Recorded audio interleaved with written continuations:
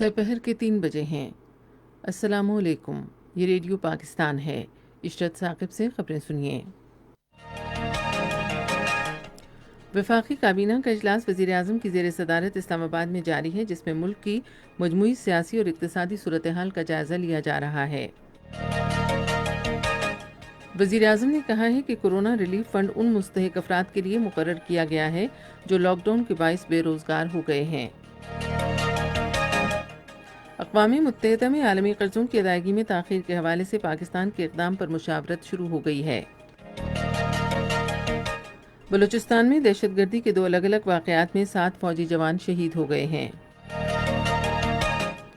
مقبوضہ کشمیر کے شہر سری نگر میں آج ایک جھڑپ میں کمانڈر سمیت 2 کشمیری حریت پسند شہید اور 3 بھارتی فوجی زخمی ہو گئے۔ اور شدید ترین سمندری طوفان امفن بھارت اور بنگلہ دیش کی جانب بڑھ رہا ہے، جس کے باعث دونوں ملکوں میں لاکھوں افراد کو محفوظ مقامات پر منتقل کیا جا رہا ہے۔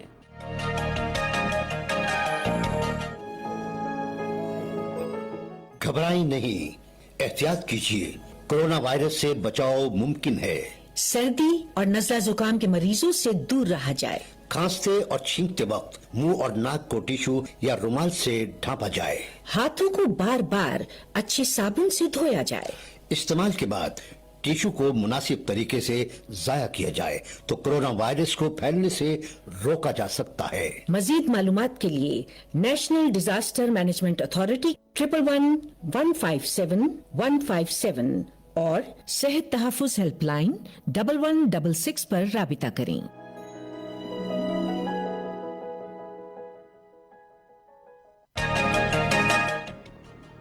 وفاقی کابینہ کا اجلاس وزیر اعظم عمران خان کی زیر صدارت اسلام آباد میں جاری ہے۔ اجلاس میں ملک کی مجموعی سیاسی اور اقتصادی صورتحال پر غور کیا جا رہا ہے۔ اجلاس میں کورونا وائرس کی صورتحال خصوصاً اس تناظر میں پابندیاں نرم کرنے کے حوالے سے جائزہ بھی لیا جا رہا ہے۔ وزیر اعظم عمران خان نے کہا ہے کہ حکومت کورونا ریلیف فنڈ میں عطیہ کیے گئے ہر روپے کے بدلے میں 4 روپے حصہ ڈالے گی۔ آج ایک ٹویٹ میں انہوں نے کہا کہ ریلیف فنڈ ان مستحق افراد کے لیے مقرر کیا گیا ہے جو لاک ڈاؤن کے باعث بے روزگار ہو گئے ہیں۔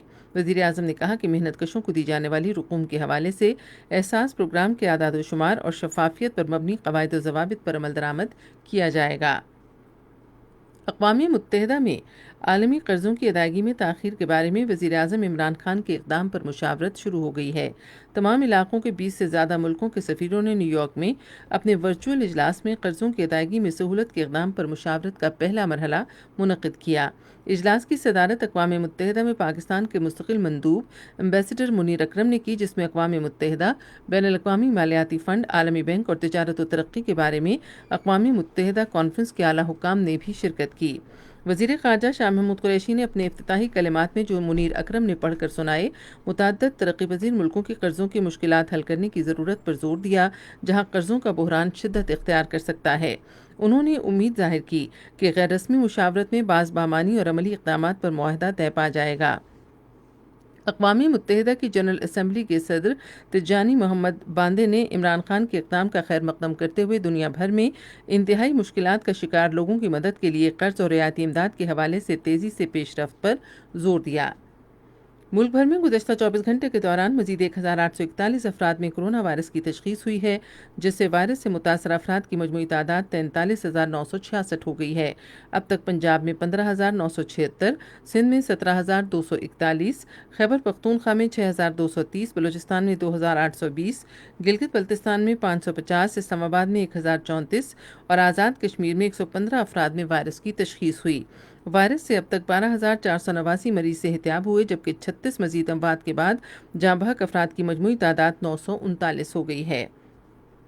دنیا بھر میں کورونا وائرس سے اموات کی تعداد 3,20,000، جبکہ مصدقہ مریضوں کی تعداد 49 لاکھ سے تجاوز کر گئی ہے۔ امریکہ میں سب سے زیادہ 91,981 اموات ہوئیں، برطانیہ میں 34,796 اور اٹلی میں 32,007 افراد ہلاک ہوئے۔ اب تک اس وائرس سے متاثرہ 19,16,000 سے زیادہ افراد صحتیاب ہوئے ہیں۔ چین سے طبی آلات کی ایک اور کھیپ آج پاکستان پہنچی۔ ناگہانی آفات سے نمٹنے کے انتظامی ادارے کے ترجمان کے مطابق پاک فضائیہ کا طیارہ 16 ٹن طبی سامان لایا ہے، جن میں 20 بایو سیفٹی کیبنٹ شامل ہیں۔ طبی آلات میں 50 ventilators, 3 lakh testing kits, 65,000 N95 mask اور 10,000 سرجیکل لباس شامل ہیں۔ PIA کی خصوصی پرواز انڈونیشیا میں پھنسے 237 پاکستانیوں کو لے کر آج جاکارتا سے اسلام آباد پہنچی۔ گزشتہ 5 ہفتے میں انڈونیشیا سے آنے والی یہ دوسری پرواز ہے۔ یہ پاکستانی کورونا وائرس کی وبا کے تناظر میں لاک ڈاؤن کے باعث پروازیں منسوخ ہونے سے انڈونیشیا کے مختلف حصوں میں پھنسے ہوئے تھے۔ پاکستان ریلویز لاک ڈاؤن میں نرمی کے دوران محدود پیمانے پر گاڑیوں کی آمد و رفت بحال کر رہا ہے، جس کا مقصد لوگوں کو اپنے آبائی علاقوں میں عید منانے کے لیے سہولت فراہم کرنا ہے۔ یہ بات ریلوے کے وزیر شیخ رشید احمد نے آج اسلام آباد میں جاپان کے سفیر کونینوری ماتسودا سے گفتگو میں کہی۔ انہوں نے کہا کہ سفر کے دوران کورونا وائرس سے بچاؤ کے لیے احتیاطی تدابیر پر عمل درآمد یقینی بنایا جائے گا۔ جاپان کے سفیر نے کہا کہ ان کے ملک کی ریلوے کمپنیاں پاکستان ریلوے کے ساتھ شراکت داری کا ارادہ رکھتی ہیں۔ یہ خبریں آپ ریڈیو پاکستان سے سن رہے ہیں۔ چین کی ایک لیبارٹری ایسی دوا تیار کر رہی ہے جس کے بارے میں یقین ہے کہ وہ کورونا وائرس کی عالمی وبا کو روکنے کی طاقت رکھتی ہے۔ محققین نے کہا ہے کہ سائنسداں بیجنگ یونیورسٹی میں دوا پر تجربہ کر رہے ہیں، جس سے نہ صرف متاثرہ افراد کم وقت میں صحتیاب ہوں گے بلکہ اس میں تھوڑے عرصے کے لیے وائرس کے خلاف مدافعت بھی ہوگی۔ یونیورسٹی کے advanced innovation centre for genomics کے ڈائریکٹر نے کہا ہے کہ جانوروں پر دوا کے تجربے کا مرحلہ کامیاب رہا ہے۔ امریکہ کے صدر ڈونلڈ ٹرمپ نے دھمکی دی ہے کہ اگر عالمی ادارہ صحت 30 دن میں بہتری لانے اور امریکہ کی رکنیت کے لیے نظر ثانی کا وعدہ نہیں کرتا تو اس کے لیے مالی تعاون مستقل طور پر روک دیا جائے گا۔ یہ بات ڈونلڈ ٹرمپ نے اپنے چیف ٹیڈروس ایڈھنوم گیبریسس کو ایک خط میں کہی جو ٹویٹر پر پوسٹ کیا گیا۔ بلوچستان میں دہشت گردی کے 2 الگ الگ واقعات میں 7 فوجی شہید ہو گئے ہیں۔ پاک فوج کے شعبہ تعلقات عامہ کے مطابق کل رات گئے مچ کے علاقے پیر غائب میں FC کی گاڑی پر دھماکہ خیز مواد کے حملے میں ایک جونیئر کمیشنڈ آفیسر اور سویلین ڈرائیور سمیت 6 فوجی شہید ہوئے۔ ایک اور واقعے میں کیچ میں مند کے علاقے کے قریب دہشت گردوں کے ساتھ فائرنگ کے تبادلے میں سپاہی امداد علی نے جام شہادت نوش کیا۔ پاکستان نے جموں و Kashmir grant of domicile certificate procedure 2020 کے تحت مقبوضہ کشمیر کے عوام کو ڈومیسائل سرٹیفکیٹ جاری نہ کرنے کی بھارتی حکومت کی کوششوں کی سخت مذمت کرتے ہوئے اسے مکمل طور پر مسترد کر دیا ہے۔ ایک بیان میں دفتر خارجہ کی ترجمان عائشہ فاروقی نے کہا کہ ڈومیسائل کا نیا قانون غیر منصفانہ اور اقوام متحدہ کی سلامتی کونسل کی متعلقہ قراردادوں، چوتھے جنیوا کنونشن اور پاکستان اور بھارت کے درمیان 2 طرفہ معاہدوں سمیت عالمی قوانین کے منافی ہے۔ ترجمان نے کہا کہ ڈومیسائل قانون کا مقصد مقبوضہ کشمیر کی آبادی کا تناسب تبدیل کرنا اور اقوام متحدہ کی سلامتی کونسل کی متعلقہ قراردادوں کے مطابق آزادانہ اور غیر جانبدارانہ استصواب رائے کے ذریعے کشمیری عوام کی حق خود ارادیت کی جدوجہد کو سبوتاژ کرنا ہے۔ پاکستان نے عالمی برادری پر زور دیا ہے کہ وہ بھارتی حکومت کی طرف سے کنٹرول لائن پر فوجی مہم جوئی بڑھا کر جنوبی ایشیا میں پیدا کی گئی کشیدہ صورتحال کا ادراک کرے۔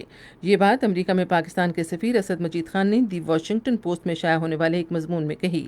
پاکستانی سفیر نے عالمی برادری کی توجہ مقبوضہ کشمیر میں جاری مظالم اور بھارت میں مسلمانوں کو نشانہ بنائے جانے کی طرف مبذول کروائی۔